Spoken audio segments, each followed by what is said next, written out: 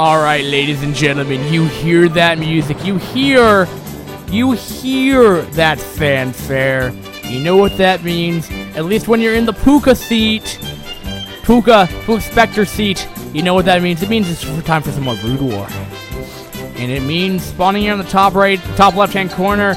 It'll be the orange Terran. It will be Poetic here, who made a very, small decision, incorrect decision that sending out around attack 6 Marines without scouting.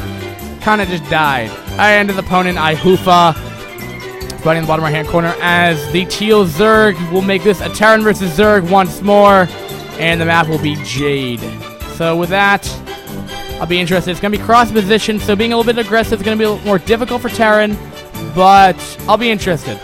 I'm here to learn. I'm here to learn these build orders. It's time for me to learn this game, actually. But at the same time, I'll try to give everything else I know about this game. But anyway, Terran Depot going down. So cross positions, though, if you don't know, I'll just talk about that because there's really nothing else to talk about in this super early game. Cross positions is an issue to pressure because the distance is so much greater than, say, if you spawn in the top right and your opponent's in the top left. The distance from there is a lot shorter. Also can be same if you're, vertical spawns. Cross positions is always generally the longest distance, except for a map, say Python, where every base is equidistant from each other. But that's the whole reason about cross positions. That's why generally Zergs will often send Overlord up to the corners of the map, and then send a drone scout, which this guy is doing from ihufa, to the cross positions just to figure out what they're going on, because I don't think. Well, Zergs generally don't want to lose scouting information. Oddly enough, though, he's going to be sending out that to the bottom left. Generally, like I said earlier, normally set out in the bottom, in the cross positions, generally on 4-player maps. Now, this is a little bit of an odd case. I don't know why he's opting to change positions all of a sudden, but hey, that's his call. And it looks like it was a 12 hatch? 12 hatch into gas into pool. So with build order was hatchery, pool, gas, pretty much. So going for this is looking geared towards more of a 2-hatch meatless build than, because the gas is so quick and the pool is so quick. I think we'll find out. But if he quickly just starts saturating that and just maybe throws down a second gas really quickly, or saves up the gas anyway, who knows? But he's saving up. Maybe I'm wrong. He's saving up for enough for another hatch. So who knows? Do we see a lair? Okay, so it's gonna be 2-hatch meatless then. Okay. So 2-hatch meatless cross positions. I don't know how much I really agree with that, but that's okay. So Poetic's doing the same build. Now, I was a little bit interrupted from the game changing course quickly last game, but chat was saying that you generally, to do that push is kind of standard. It's kind of like an FD push in ZV or Terran versus Protoss for Terran. But in this regard, what you end up doing is that you want to scout, you want to see how many lings are on the map, see if there's enough to intercept you. And if there is, then you probably just don't do cross position. And also, pressuring cross position again isn't the easiest thing. So Zerg doesn't really have to worry about it. Maybe 6 to 8 lings, you'll be fine through any kind of early pressure from Terran. And this will be followed up with an academy, followed up by an eBay. And things are looking like I said earlier. It's going to be a CC, barracks, command center. Or no, sorry. Command center, barracks, CC, barracks, academy, or refinery, academy, eBay, +1 probably pressure altitude base. That will allow you to, I don't know when that normally hits, but we'll find out. We'll have to find out. Because I don't know the normal timing of that. Alright, well, see, the SCV got killed off right here. SCV a little bit worried. The bunker's in a good position to do DPS onto these lings, though, but I'm not sure if those get speed really quickly. Might be a little bit more difficult. Now, he is getting speed, and should be finishing, so he might be trying to do a quick run-by once that finishes. Be a bad idea. Getting up the eBay, like I said, Academy, eBay. Follow that up with thank you, Bakaru, for telling me that information, as it's so important. And no, those lings will not be doing any kind of damage. Third base going up, oddly enough, though, for a 2-hatch meta build. That's very unorthodox. Oh, he's gonna get supply blocked. Okay, no. So it looks like he'll just have enough not to get supply blocked. Okay. That's getting close for me for a second. Generally, 3-hatch meter, 2-hatch meters don't normally follow up with an expansion this quick, if ever. But I guess he's gonna do like a macro 2-hatch meters. But anyway, gearing up for turrets as well. Should be starting that +1 soon. I would expect at least. And the E-base are obviously there for turrets and stuff. That timing is literally perfect to stop any kind of meterless play. You get up turrets really quickly. Now, I don't know if Poetic got nice scouting information off to figure out to confirm it was a 3-hatch. I think he probably would have been able to scout off. The hatcheries normally put up here instead of like up in some obscure area up here. Would be kind of a nice area to put it though. I would probably put it up there, as the main base in Jade is pretty large.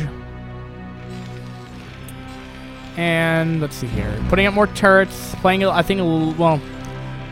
I guess it's okay to like play overly cautious against a 2-hatch meterless because, I mean, there isn't really much of a follow-up default to deal with that.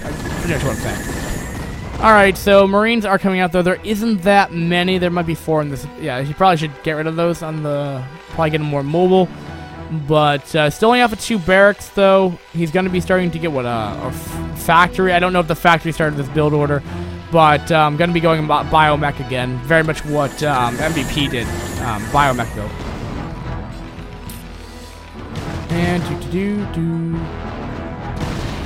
Mutalists are starting. Oh, these Lings are actually killing off the turrets right here. That's a big deal, as those are not going to be able to come out with these active Mutalists lying around here. ihufa's done a pretty good. Well, I mean, as he's starting to do the economic damage that needs to be done. But I mean, it's taking a lot of fire in the process here. I say just better have to drone up, but he's kind of like done like a 2-hatch meter into a 3-hatch meter. Very, very odd. Very odd. But whatever, more meters are coming out here. But it's just getting to the point though that these meters are taking too much fire, because they do kind of explosive damage, so they do take splash damage. Running the Marines like that though, like I don't understand why you would go into that Marine pack. It just doesn't make sense.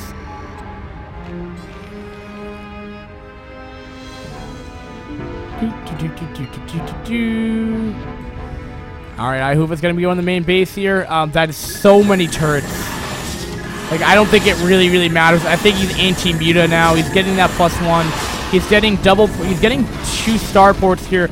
It could be for Wraith. It could be, because Wraith are better mutalisks. I believe they can go cloak, and they might have more range in air. I don't know. I cannot confirm that, but people have told me, co-casters have told me that Wraith are better, and I don't think double production of science vessels is a, well, I would say it would potentially be okay. Okay, there we go. He's finally found that sweet spot against these minerals. There you go. But those, oh, that's unfortunate. The 2 rallied needles just died. Yeah.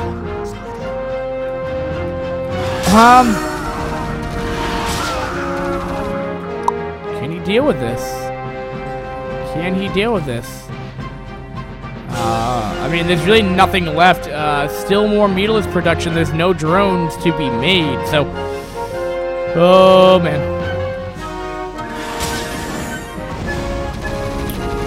Oh, those mutalisks. Mutalisks are coming in here. That's not good. That's interesting. Can you actually afford double science vessel when going biomech with a machine shop factory off a 2 base with medic production? Can you actually do that? My assumption is that you cannot, but I could be wrong. But these mutalisks are starting to actually get in a semi-good number, or in a good number that that Poetic is gonna have a little bit difficulty dealing with that, because this Marine count is starting to dwindle.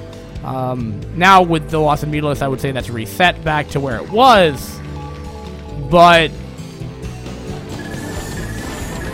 I like these irradiates though. He's getting not only that this is just good, just general, but science vessels are just so good.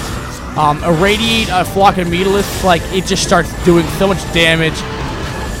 Hey, you may not even need them though if your opponent just starts throwing mutalisks into turrets for no apparent reason. So ihufa is not the best end. Wow, that went really fast. I love here. Oh, see, that didn't work. That's fun. Anyway, back into this. Double scanning for far off bases, not gonna be found. Lurker aspect coming in here. I mean, there really has been a fall off from ihufa. He just wanted third gas really bad.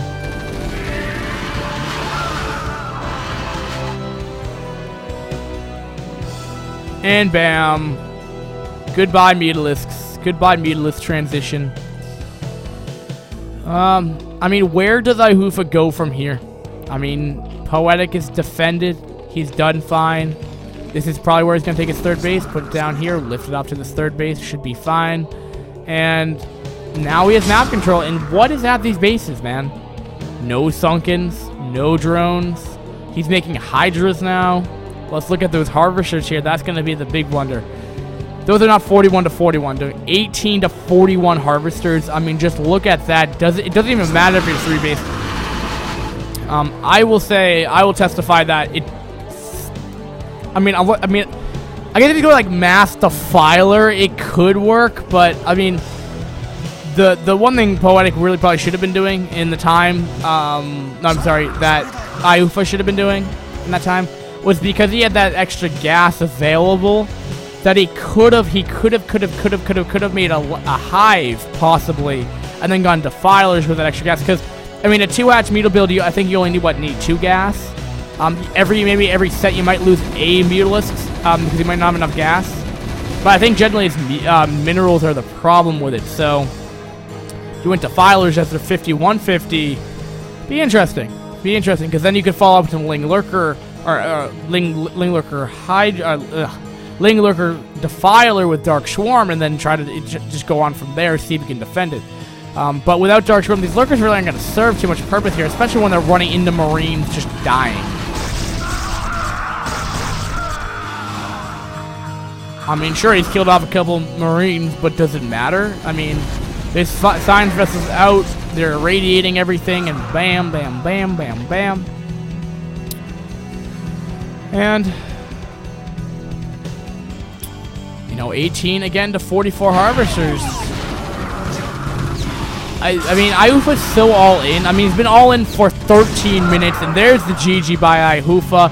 GG, and Poetic will take game number 2, making this another ace match. I think every ace match tonight has been, or every series has been an ace match, guys. So thanks for watching on the VODs, people, and Puka for VOD users. We'll be back momentarily.